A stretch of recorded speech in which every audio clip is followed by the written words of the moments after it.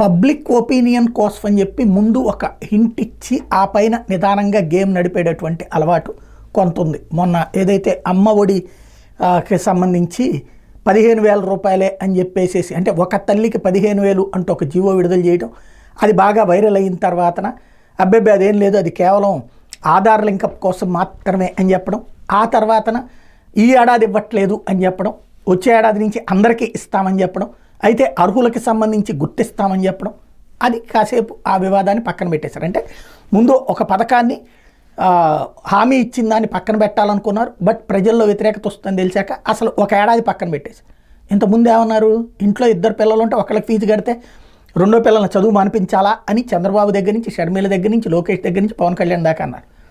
అదే ఇప్పుడు ఒక ఏడాది అమ్మ ఒడి కట్టకపోతే, తల్లికి వందనం కట్టకపోతే చదువే మానిపించేయాలా? మరి ఎంతమంది పిల్లలు ఉంటే అంతమందికి అన్నాం కదా, కాబట్టి అది మానిపించేయాలా? అది ఇప్పుడు చర్చే మానేసాం శాంతం. అప్పుడైతే పిల్లలు మానేయాలా అన్నటువంటి పాయింట్ తీసుకొచ్చాం. ఇప్పుడు కొత్త కాన్సెప్ట్ ఏంటంటే స్టేట్ హైవేస్ మీదన టోల్ గేట్ వసూళ్ళు అంటూ ఈనాడు రాసుకొచ్చింది. డైరెక్ట్గా ఆ మాట అనకుండా రద్దీ రహదారులు అభివృద్ధి చేయాలనుకుంటున్నారు, అందుకోసం 1600 కిలోమీటర్లు ఐడెంటిఫై చేస్తారు, దాన్ని రోడ్డు వైడన్ చేస్తారు, చేసి దాని మీదన టోల్ గేట్ కట్టుకునేటట్టు ఏర్పాటు చేస్తారు. ఆ టోల్ గేట్ మీద వచ్చేటటువంటి డబ్బులు చాలకపోతే, అంటే ఆ రోడ్డు వేసినందుకు అయ్యే డబ్బులు టోల్ గేట్ దగ్గర వసూలు కాకపోతే ఆ డబ్బులు తీసుకెళ్ళి వైబిలిటీ గ్యాప్ ఫండింగ్ కింద రాష్ట్ర ప్రభుత్వం ఖర్చు పెట్టాలి అని, అంటే ఇది ఒక ఎత్తుగడ అయి ఉండాలి. ఈ వార్త ఈనాడులో వచ్చింది అంటే ప్రజల మైండ్ సెట్ ఎట్లుందో తెలుసుకోవడం కోసం చేసిన ప్రయత్నం అయి ఉండాలి.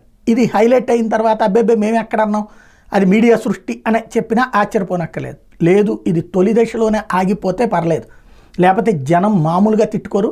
రోడ్లు బాగాలేదని తిట్టుకోవడం ఒక ఎత్తు, రోడ్ల దగ్గర దోచుకుంటామంటే తిట్టుకునేది ఒక ఎత్తు. నేషనల్ హైవేస్కి డబ్బులు కట్టారంటే ఒక అర్థం ఉంది, వాటికి సంబంధించిన మెయింటెనెన్స్ పర్ఫెక్ట్గా ఉంటుంది. స్టేట్ హైవేస్ అంటే మనోళ్ళు పెట్టుకుని రేపు పొద్దున వాటిట్లో ఇంకోటి ఇప్పటికే అదే భారం అని చెప్పి అల్లాడిపోతున్నారు జనం.